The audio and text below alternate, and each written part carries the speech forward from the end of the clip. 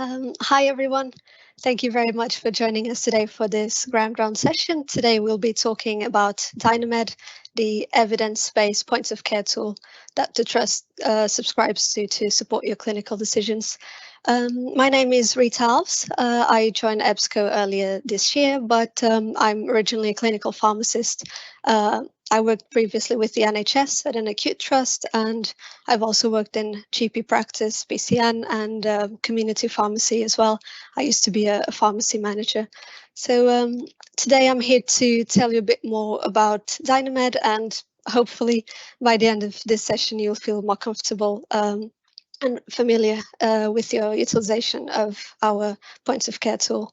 So just got a few slides to show you first, just to sort of situate DYNAMED in the clinical landscape, and then later on we'll go to a live demo so that I can show you how DYNAMED acts when you really are there, need to use it. So this is just an overview of some of our customers.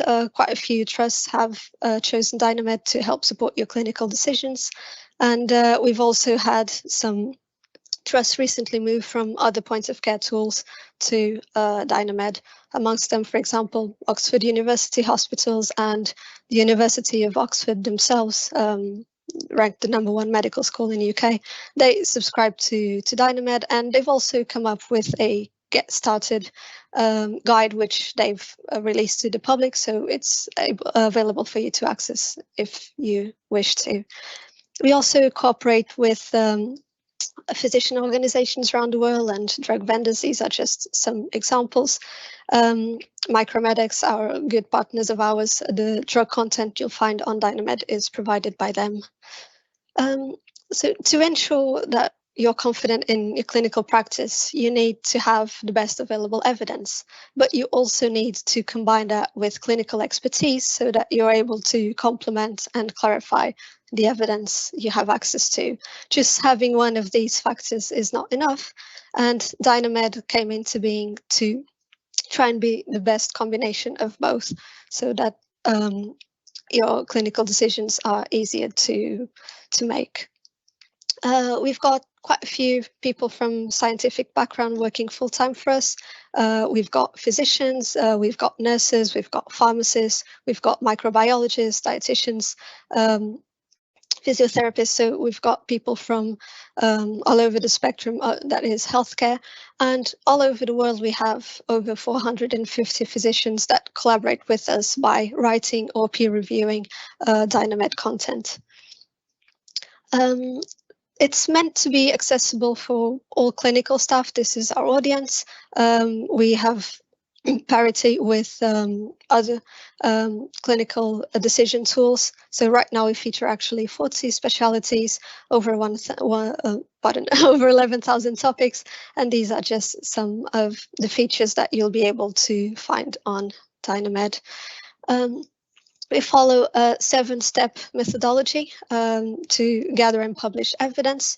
We have systematic literature surveillance and experts to go through it to identify the evidence at first, and then select the best evidence, appraise it, report on it, also synthesize it, and then they formulate their conclusions. These are peer reviewed. They are then added to DYNAMED, to our topics and updates. And then, of course, as new evidence is published, we will adjust the conclusions that have been made and bring these updates to you. So for clinical recommendations, we use the GRADE system. If you're familiar with it, recommendations can be either strong or weak. And to evaluate the strength of the evidence, we use our own system, where evidence can be level 1, which is the highest, best quality, all the way down to level 3, which is the lowest. DYNAMED tries to save you time. In many of our topics, you'll find some features such as the clinician's practice point, which tries to provide some guidance and our expert opinions on what is perceived to be good clinical practice when the evidence that's available is not just robust enough. Another feature we also have is DYNAMED commentary, which provides some information about the methodology of some studies or other clinical aspects that were used in studies that you'll find on our topics. And another feature is, for example, the evidence synopsis, which is a very short summary of a body of evidence so that you get the clinical takeaway. The too long didn't read version, that's usually just a few sentences. So these are some features that you'll be able to find across DYNAMED topics. You also get one click access to the full text that is available for studies and references in DYNAMED topics. And then, of course, it will be up to the Trust subscription to determine your access to those. DYNAMED also allows you to input search terms in languages other than English. Right now, we support 15 different languages. So if you find yourself wanting to look up some search terms that have come up from a different language, or if you have a patient whose English proficiency isn't great and you're trying to communicate with them in a better way, then you can input search terms onto DYNAMED, which are in different languages. The content and results, however, are exclusively in English, but you can, of course, use Google Translate with those. We try and provide the opportunity for you to have a personalized experience. So with DYNAMED, if you create your own personal user account, it will also be possible to track the time you spent browsing DYNAMED and learning. So we are now accredited with the Royal College of Physicians here in UK.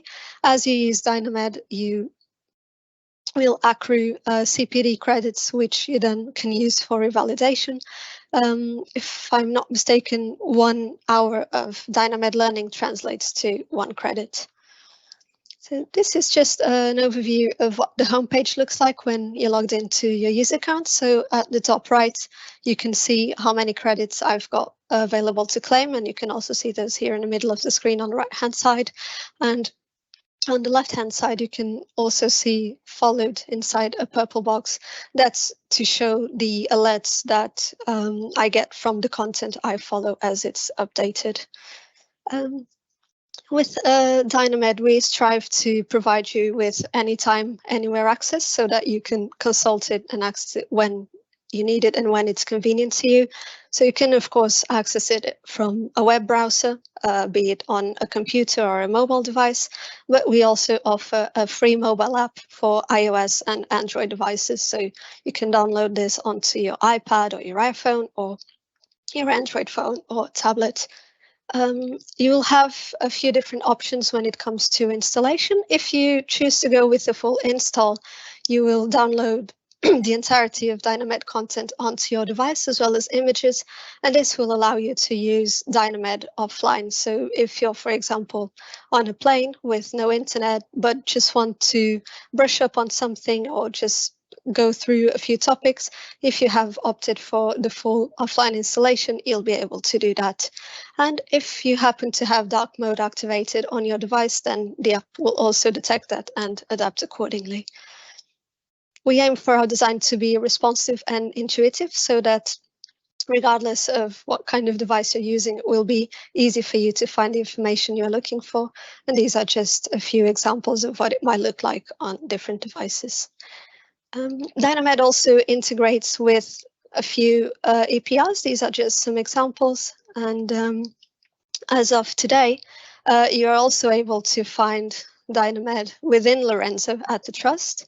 So if you have a look at the toolbar on top where there's the globe inside the the red oval, by clicking it, you'll then open the external links window, which will allow you to click on DYNAMED and go straight to the home page. So it saves you a few clicks. You won't have to minimize Lorenzo and open a web browser window or anything of that sort. So what differentiates DYNAMED from other points of care tools? Well, we are very focused on getting you the information as soon as it's made available and after it's been peer reviewed. So we update it daily. We also aim to have a modern and intuitive design again to make the information easier to find for you. And rather than making our users search topics for updates, we have come up with the alert system. So you're able to follow topics and specialities that you're interested in and then get alerts when there's an update to this content, so you don't have to waste time looking this information up yourself. So just a very quick summary of why you might want to give DYNAMED a try. It's completely free to you, the Trust Guarded subscription, so it's no cost to you to access it. And this also goes for the mobile app, which you can get for free, and you can also use it offline. If you make a personal user account, you can be logged on to 3 devices simultaneously, and your preferences will sync across all of these.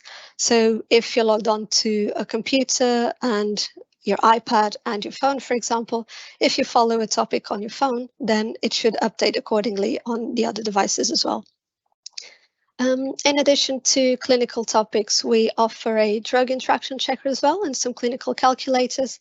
And we are trying to incorporate more non-American content and be a bit more UK focused. So you'll also find links to NICE guidelines, SIGN guidelines, Royal College recommendations as well.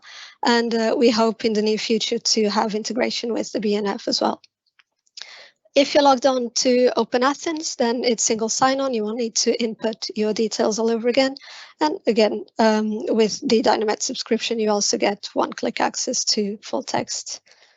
So I don't know if anyone's got any questions so far. We can, of course, pose them at the end of the session, or just type them in the chat, or forward them to the library, who will then send them to me or to Susanna, naturally.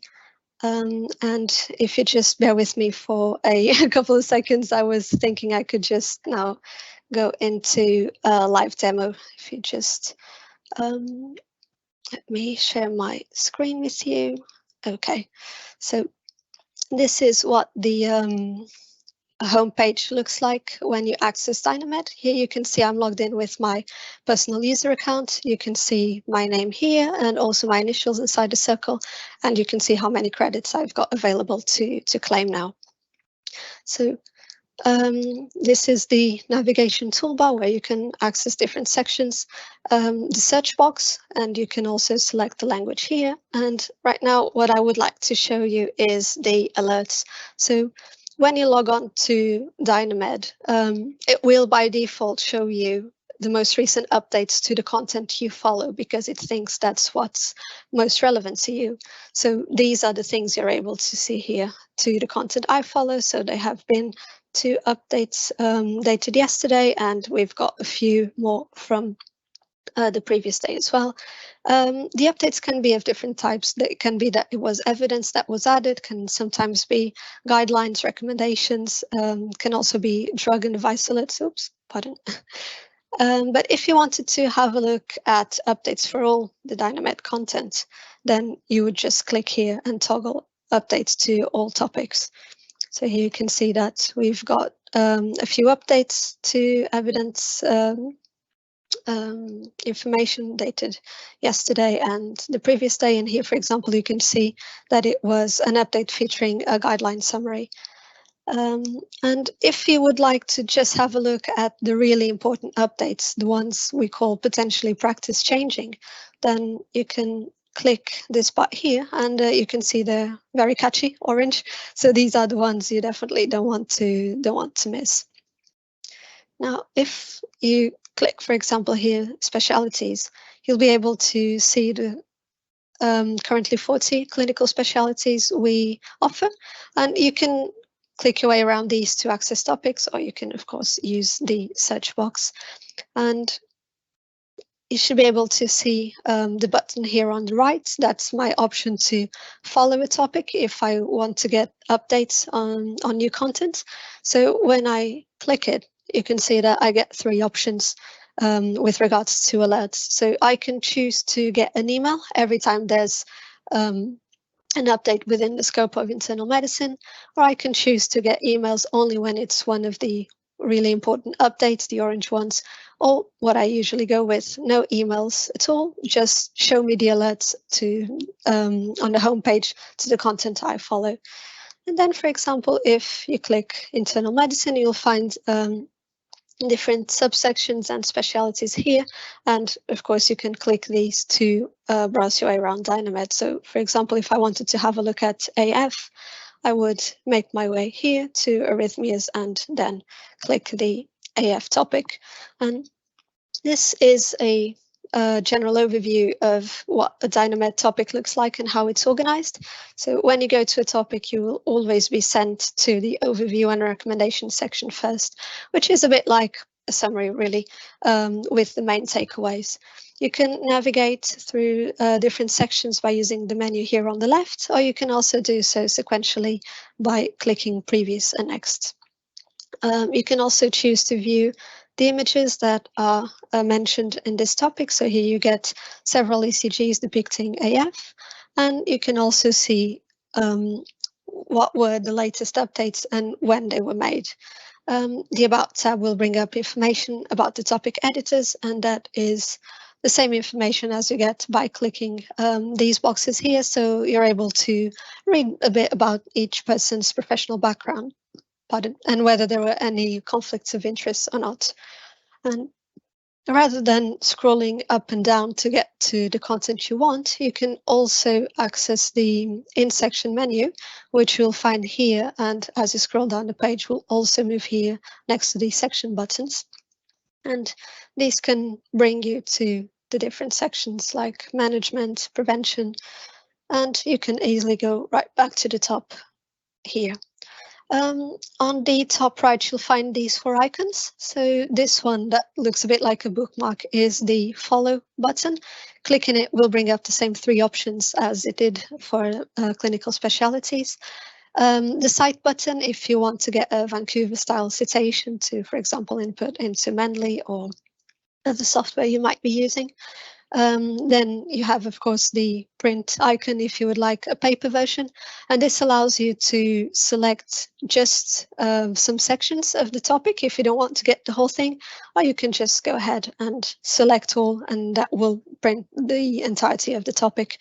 By clicking print, it will bring up your operating system's dialog box, and in most cases, you're also able to choose save to PDF if you would like to do that rather than have a paper version of the topic. And then the envelope icon here is to share the topic with someone. Essentially, it opens your email client, automatically creates a link to this topic, and then you can input someone's email address on it. So just to give you a quick overview of the sections here, there will always be one for related topics. So these are things DYNAMED thinks might be relevant or interesting to you as you are currently looking at the AF topic. These are some that it thinks might be important and related to your search. General information just provides some information on the condition itself. One area that I like, especially when doing database searches, for example, is the also called, because sometimes it will be a hint for a search term that you haven't included in your own search, or even a denomination that might be more commonly used in a different territory, a different country, for example. So if you're in contact with healthcare professionals or even patients from other countries, they might be calling the same thing by a different name. So this can be useful in that respect.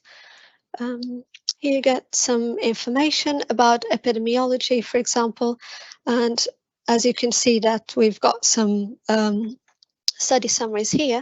Of course, you have one-click access to the paper itself, but if you're short on time, which is a very scarce currency these days, and would still like to just read a bit more about the study itself, you can click the details tab, and then it will just provide some information. Like in this case, this was based on a cross-sectional study, adult patient data coming from these organizations, and the conclusions as well.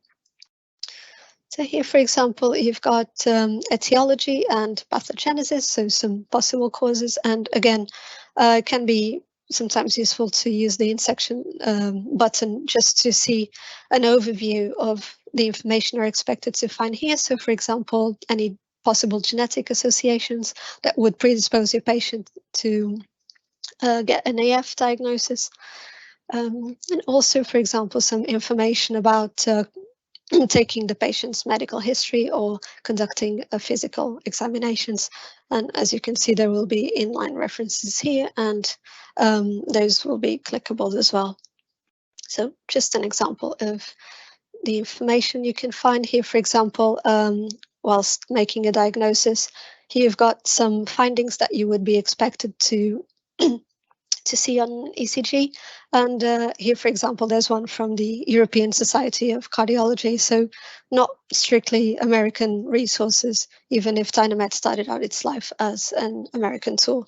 So we are trying to reach a global audience. Here, for example, management is typically one of the longest sections, as you can see by the size of the scroll bar there on the right-hand side.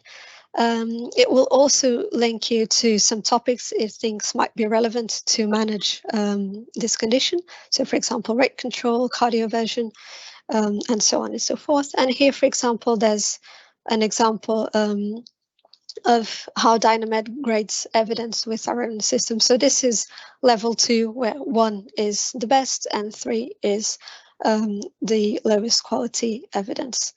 And then, of course, you can keep on scrolling down the list if you want to. Here, for example, we come to one of those features you saw on the slides with the evidence synopsis. It's just a few sentences about the main takeaway.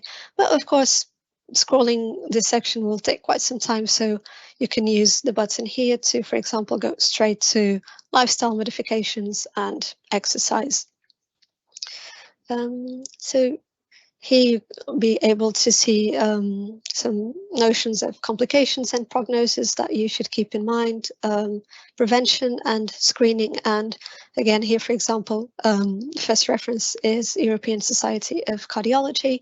Here you get a study summary with the main takeaway. You can, of course, go and access the study or just have a look at the details over there. If you're, for example, involved in quality improvement projects at ward level or even department level, you can, for example, see if there's anything that might be useful to you in this area here. And this is where you'll find the bulk of the guidelines and resources that were consulted to make this topic and that are currently available. So we get international guidelines right here at the top. We've got some European ones, but then also Asia Pacific and here Latin America.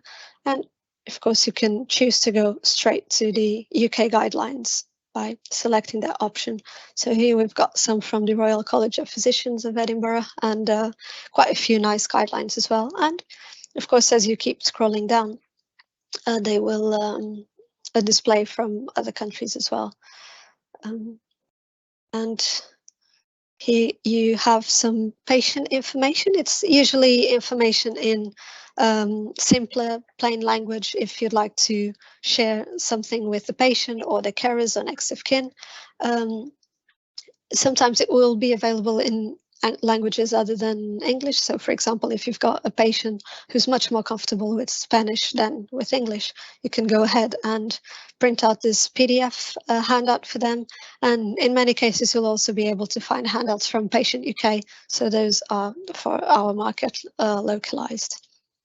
And then here at the very end of the menu, you get the references, just an overview of the things that we've looked at. And if you find, for example, that there's a guideline that's referenced, but a newer version has come out and it's not been updated yet, that's where you can make use of the feedback button.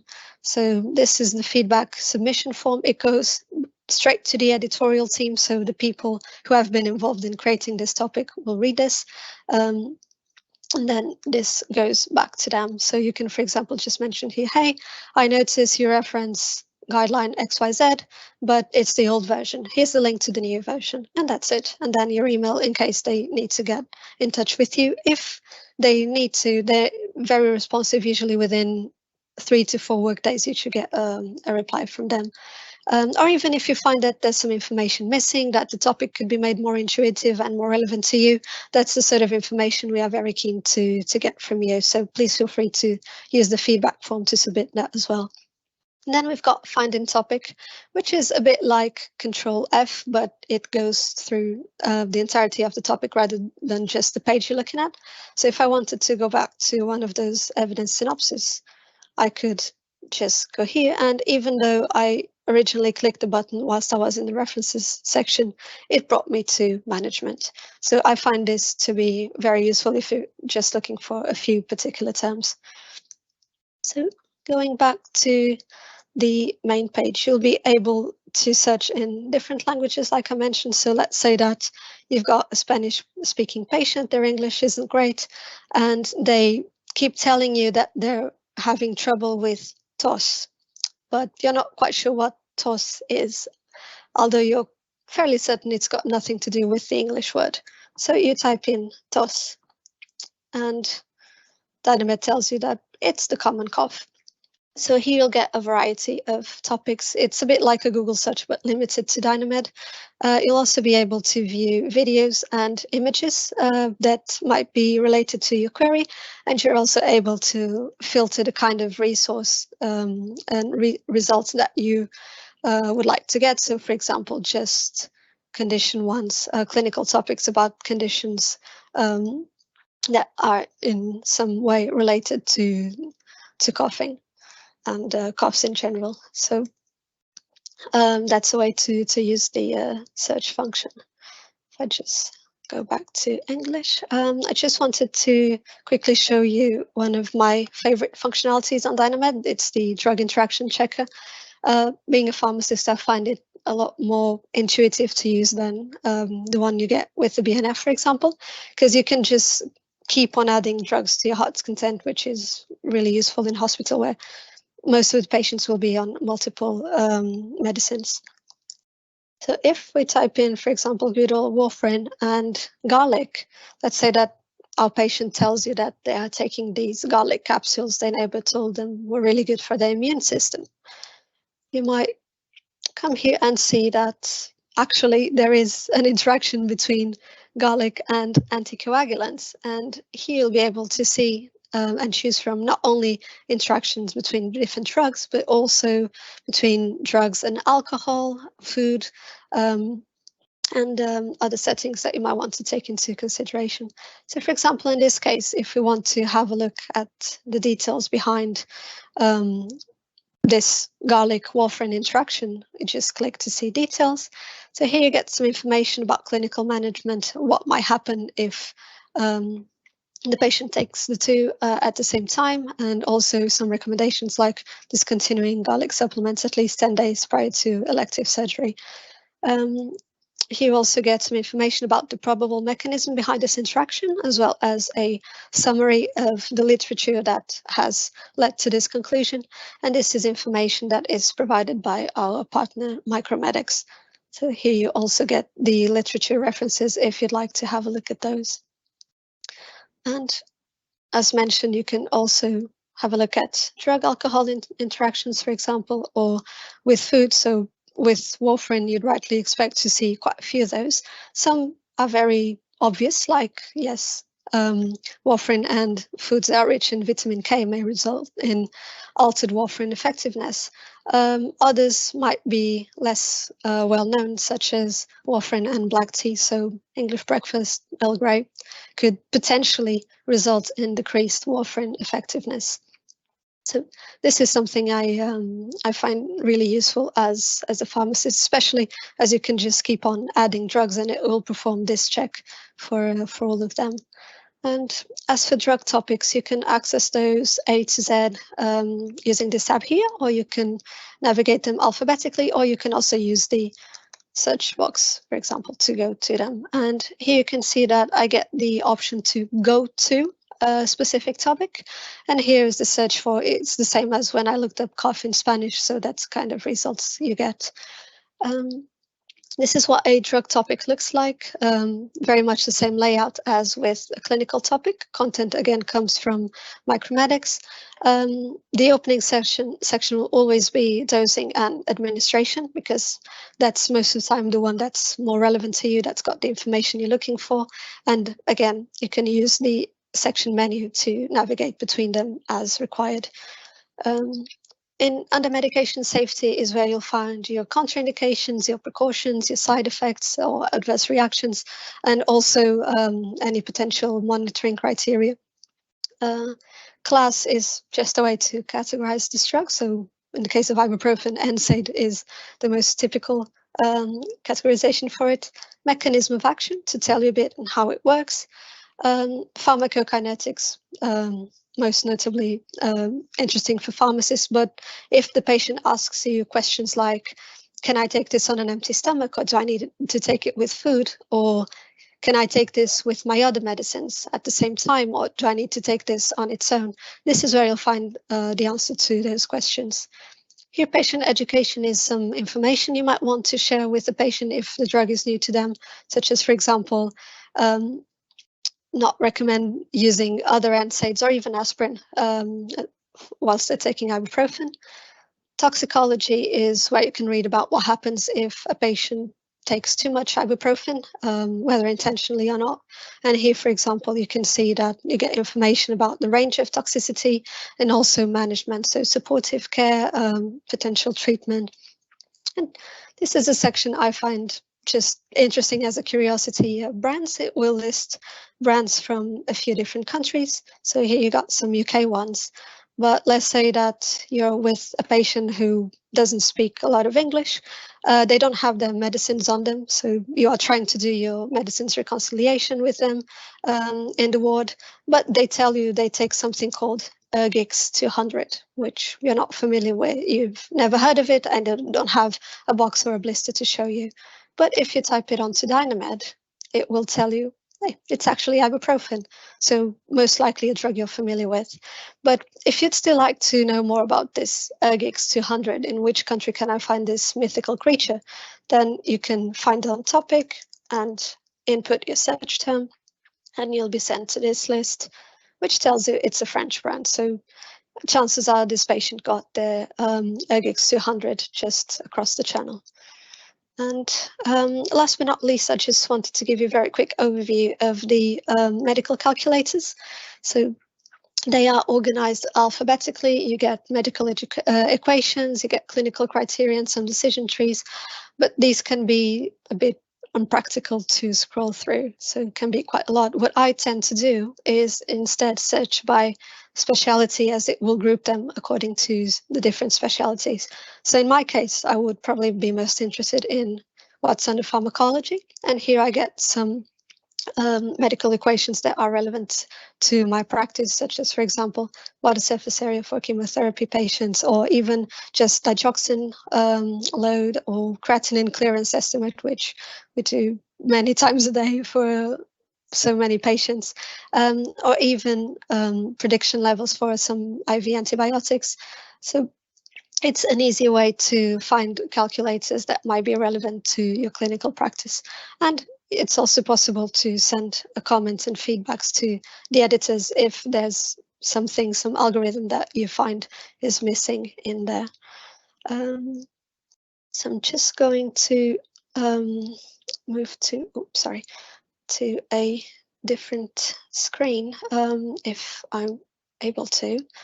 And I just wanted to show you what it looks like when you access the DYNAMED page from the trust. So this is when you're not logged into a personal user account. This is what you'll see. So you can see your access is courtesy of Warrington and Halton Hospitals NHS Foundation Trust. If you already have an account, or if you're logged into Open Athens, then easy peasy to just sign in. But if you'd like to create your personal user account so you can follow topics, get alerts, and have your CPD credits tracked and accrued, you would just click create account. And then it's a matter of inputting email address, your password, and just some information on yourself and your role. That should be it. So, okay. So, thank you very much for your time, and for those of you who have decided to join us here. And if you've got any questions, then please feel free to pose them, or to get in touch with the Medical Education or the library. They've got our contacts, so they will also be able to forward your queries to us. So thank you very much.